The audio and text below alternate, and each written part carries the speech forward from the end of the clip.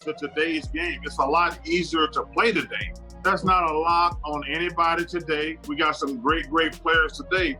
But in fairness, if you got any common sense whatsoever, you got to say, man, it sure is a lot easier to play today.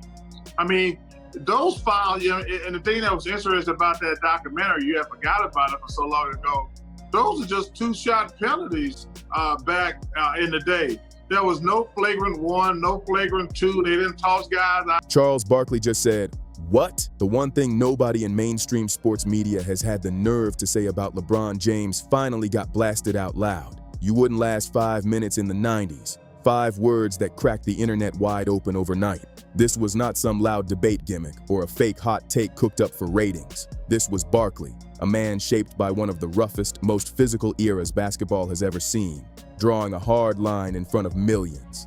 This is a guy who absorbed elbows from Jordan, battled giants like Ewing in the paint, and survived nights that felt like street fights in sneakers. And now he's sitting there telling the world that the king of the modern era simply would not survive where he came from. And LeBron did not brush it off this time. What happened next is exactly what the league would rather keep quiet, but it's already everywhere. Once you hear every detail, every reaction, every subtle look and tone that built up to this moment, you realize this is not just sports talk. This is legacy on the line. This is pride, ego, and 2 icons who see greatness in completely different ways. Can't seem to avoid the GOAT conversations, and a lot of times it kind of comes to LeBron and Michael Jordan. Now, I recently saw that you said LeBron reminds you a lot more of Magic Johnson, but just for the sake of coming back to this age-old and forever standing comparison of 2 amazing players in Michael Jordan and LeBron James,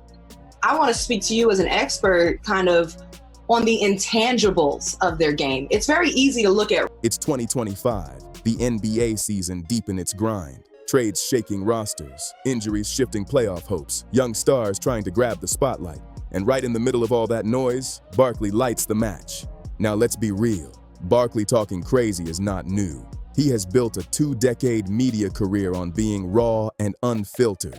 He says what he wants, when he wants, and he does not lose sleep over who feels uncomfortable about it. That fearless energy is his brand. That blunt honesty is why people tune in, but this time felt heavier.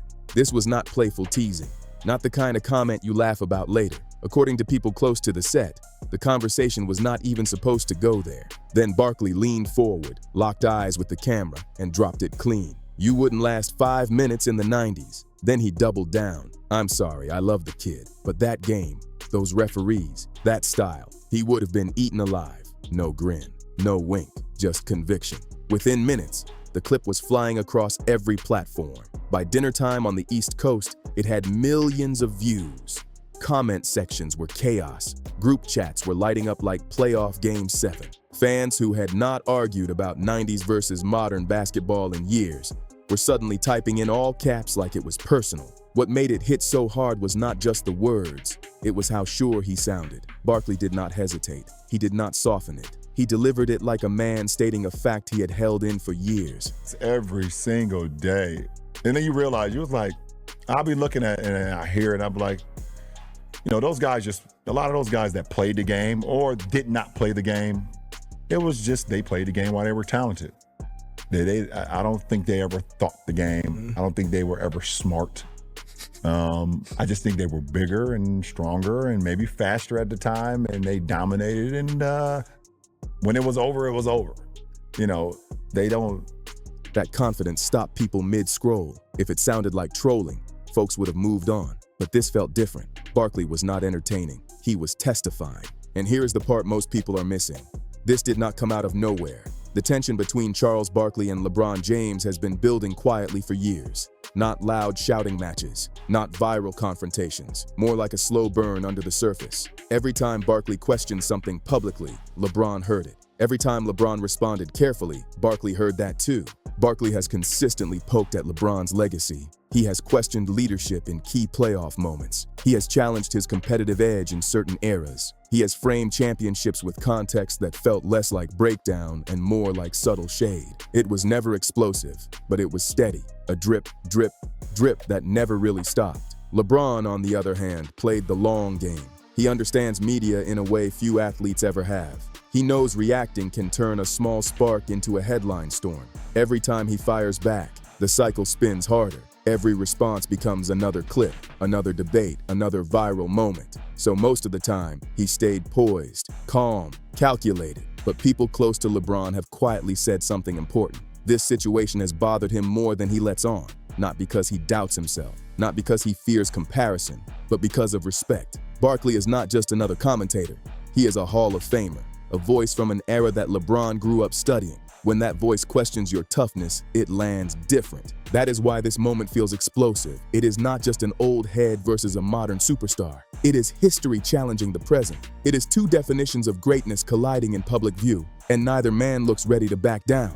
Or maybe it's the respect, or the lack of it. LeBron grew up idolizing that era. He studied those legends. He borrowed pieces of his game from the grit and physical edge of the 90s. He watched how they fought through contact, how they carried themselves, how they handled pressure. So when someone from that generation keeps hinting that he does not belong in that same breath, it hits deeper than any trade rumor or injury headline ever could. And Barkley knows that. That is exactly why he keeps circling back to it. This goes beyond box scores and highlight reels. It's generational. It's philosophical. Barkley truly believes his era was tougher. No soft whistles, no social media safety net, no constant player empowerment movement. Hand-checking was allowed. Paint battles were brutal. You earned every bucket the hard way. In his mind, that built stronger players, mentally and physically. LeBron represents the era that followed. Player branding, digital spotlight, freedom of movement rules. And in Barkley's worldview, that shift is not praise, it is proof that something changed. When he dropped that line in 2025, it was not random. It was years of quiet tension finally breaking the surface. Most people assumed LeBron would stick to his usual strategy, stay quiet. Let his circle handle it behind the scenes. Focus on basketball. That is how he has played it for years. But this time, he answered. Within 48 hours of the clip exploding online, LeBron responded. Not through a press conference, not through a polished statement written by a publicist. He did it in a way that was personal, direct, and calculated to land exactly where it would sting the most. According to sources close to both sides, LeBron went on record saying that Barkley's repeated shots at the modern game come from personal frustration. Not analysis, not expertise, but frustration. The quote circulating in tight circles goes like this. LeBron, calm and steady, saying, "I have nothing but respect for what those guys did. But there's a reason some people never stop talking about the past. It's because the present makes them uncomfortable." Read that again. He did not say Barkley's name. He did not need to. Everyone understood the target, and the restraint made it sharper. No shouting, no messy back and forth, no emotional spiral. That is what made it cut deep. Barkley's style thrives on getting reactions, loud reactions. He wants the clash. He wants the fire. LeBron gave him ice instead. Around the league, people noticed. Within hours of that quote-making rounds, the debate shifted.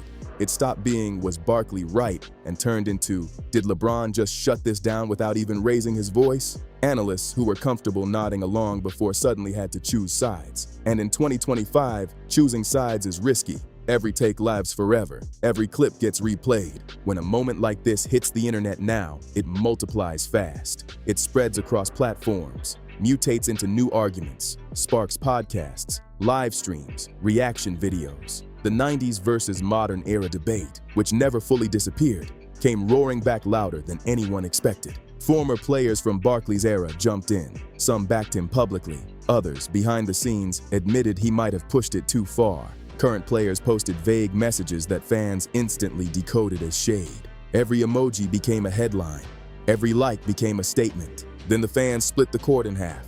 Younger viewers rallied behind LeBron. They argued he would not just survive the 90s, he would dominate.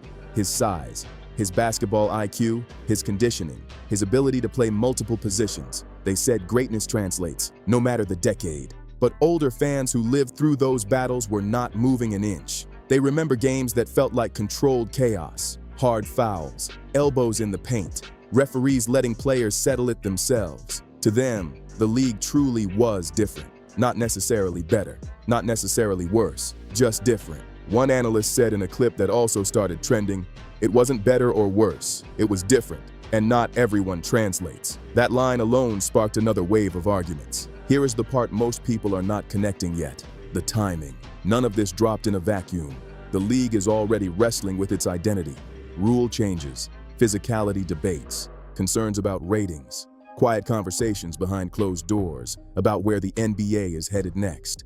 And right in the middle of that tension, two generations collide in public view. That is not coincidence. That is gasoline on an already hot surface. There are real disagreements happening at the highest levels about what the NBA should look like moving forward, and Barkley's comment landed right in the middle of that tension like a match near a gas leak.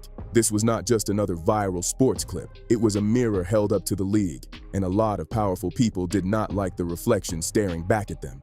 Let's pull the curtain back for a second. There is the simple version of this story where Barkley is just a loud former star who cannot let go of the past. That version is easy, it is clean, it fits into a headline. But the real version, it is layered, it is uncomfortable, and it is way more interesting.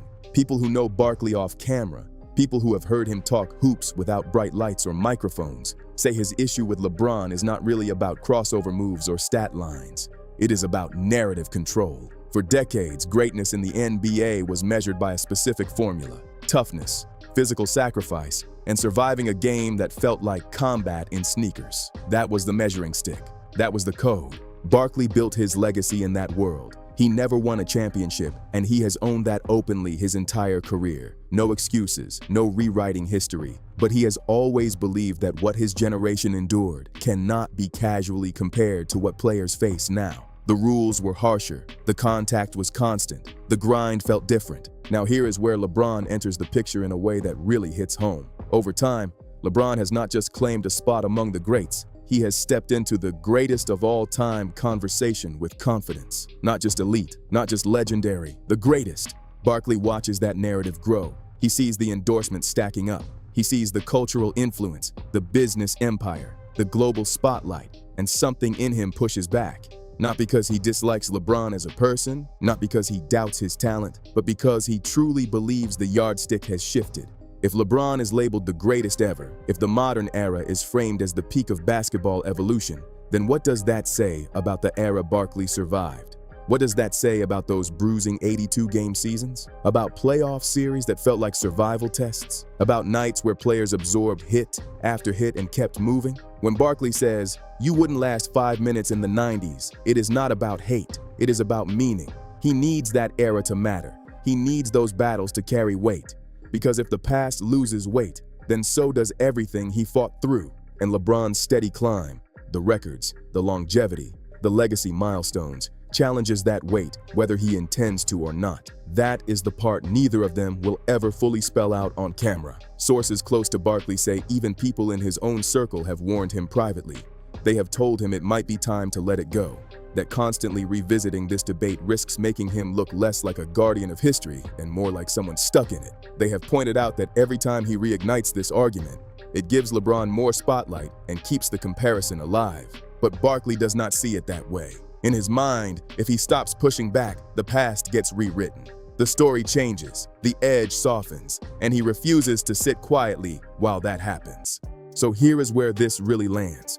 We are living in one of the most contested eras in basketball history when it comes to defining greatness. There is no universal agreement anymore, no single voice that settles the debate. Every generation believes their era was the purest version of the game. Every new wave challenges that belief with numbers, science, and evolution. That tension is not new. That is sports. That is human nature. But what makes the Barkley-LeBron clash different in 2025 is that it goes beyond jump shots and highlight reels. It touches identity. It questions authenticity. It forces people to decide what real basketball even means. Is toughness measured by elbows absorbed in the paint? Or by the discipline it takes to maintain elite performance deep into your late 30s? Is dominance about surviving hand-check defense? Or mastering space, speed, and efficiency in a faster system?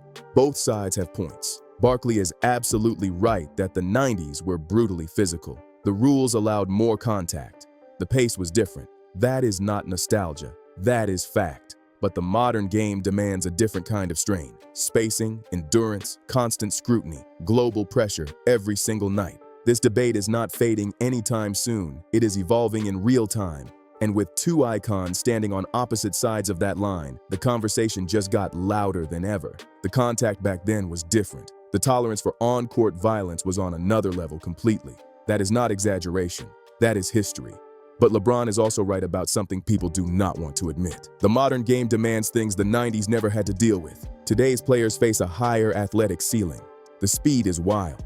The spacing is extreme. The skill level across all 5 positions is deeper than ever. And the competition is global now. Talent coming from every corner of the world, not just a few pipelines. That changes everything. Then there is the pressure. 24/7 social media, cameras everywhere, every bad game clipped, every facial expression analyzed, every quote dissected in seconds. That kind of spotlight would have overwhelmed plenty of players from any era. This new generation had to build mental armor just to function in it. So yes, both things can be true at the same time. But here is the uncomfortable truth. Barkley will probably never fully give LeBron's era its credit, and LeBron will probably never fully bow to Barkley's version of history, because this is not a debate looking for peace. It is 2 definitions of greatness staring each other down across the court, and neither one plans to blink. When Charles Barkley says, "You wouldn't last 5 minutes in the 90s, that is not just a flashy line. That is a belief system. It is identity. It is a man defending the version of basketball that shaped him, bruised him, and defined him." That league does not exist anymore, and he feels that loss every time someone says the modern era is better. And when LeBron responds calmly, deliberately, without raising his voice or breaking a sweat, that sends a message too. It says confidence. It says control. It says he does not need to shout to protect his legacy. 2 giants, 2 eras, 2 truths colliding, and neither side backing down. And here is where this whole thing gets even deeper. Because the league itself is watching this clash very closely. Owners see it, executives see it, former legends see it, current stars definitely see it. When 2 icons argue about what real greatness looks like, that debate does not stay on TV. It shapes how the game moves forward. Right now, the NBA is balancing 2 worlds. One side wants more physical playback. They want grit. They want defenders allowed to bump, grab, make scorers uncomfortable again. They believe the edge of the game is fading. The other side believes the evolution is the point. Faster pace, more space, more skill, less grinding, more flow. That tension is not small, it is real. Barkley's voice represents the camp that feels something sacred was lost. He is speaking for fans who miss bruised knees and hard fouls that sent messages. He is speaking for players who built their reputations on surviving chaos. When he talks, it is not random noise. It is a reminder of a style that once ruled everything. LeBron, on the other hand, represents adaptation, longevity, intelligence, the ability to dominate in a system built on movement and precision. He is proof that greatness can evolve, that you can control the game without throwing elbows, that you can lead without yelling. That power can look different now. And here is the wild part. Younger players are watching how this plays out. They are studying the reactions.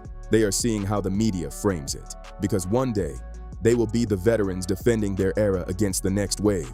This cycle never stops. There is also money involved. Let's not ignore that. The global appeal of today's game is massive. International markets are stronger than ever. Social media clips travel across the world in seconds. The league has built a business model around skill, speed, and star branding. That model does not lean toward old-school bruising battles every night. So when Barkley challenges the modern era, he is indirectly challenging the direction of the league's growth. And when LeBron defends it calmly, he is defending more than himself. He is defending the era that made him a global icon. This is not just nostalgia versus progress. It is pride versus evolution. It is history versus momentum. And as long as both sides believe they are protecting the soul of basketball, this debate is not cooling down anytime soon. At the end of the day, this whole clash between Barkley and LeBron is bigger than one comment, one clip, or one viral week. It is about how history gets remembered and who gets to define what greatness really means. Barkley is standing on the foundation of a brutal era that shaped him, and he refuses to let that era be watered down. LeBron is standing on a mountain of records, longevity, and dominance in a completely different basketball world. Neither man is backing up. Neither man is apologizing. And honestly, that is what makes this so powerful to watch. Because greatness is not one size fits all. It is not locked to one decade. It is not owned by one generation. The game evolves. The pressure evolves. The grind evolves. And every era believes it had it the hardest. That tension, that debate, that fire, that is part of what keeps basketball alive.